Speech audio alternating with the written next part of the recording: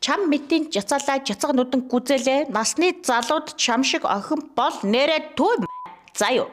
За 3 сарын 8-ны энэ өдрийг та одоо яг ямар өдөр байгаасаа гэж хүсэж байгаа юм? Би бол Гудамд нэгч эрэгтэй хүн харахыг хүсэхгүй.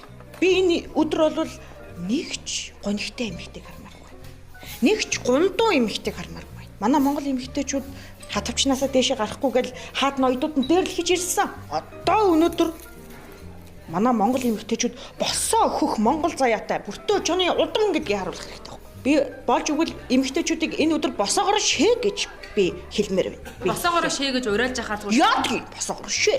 Яадги би цадгаа алдаасаа гэж бодож байна. Энэ өдөр эмэгтэй хүмүүст хууль үйлчлэнэ. Вайн уугаад яхав шууд цагаан юм гэж. Цагаан юм уу? Хундгыг бол нэрээ тулгсан шиг тулгах хэрэгтэй. Оройн хурж ирээд нөхрүүдийнхаа эзэмдээсэ гэж би болж байгаа. Энэ өдөр бол эмэгтэйчүүд дээр нь гарах хэрэгтэй. Бүх юмны дээр байх хэрэгтэй. Тийм ээ гудмаар би ингэж 8-нд бол биентэй ойролцоогоор нэг 13-аас 15 кг алдцгүй гэж би бодож байна. Өнөөдөр Улаанбаатар надад жижигдэн л дээ. Дүүгээ. За таны хувьд та өөрөө яг яаж баярлах гэсэн төлөвлөлт байгаа вэ?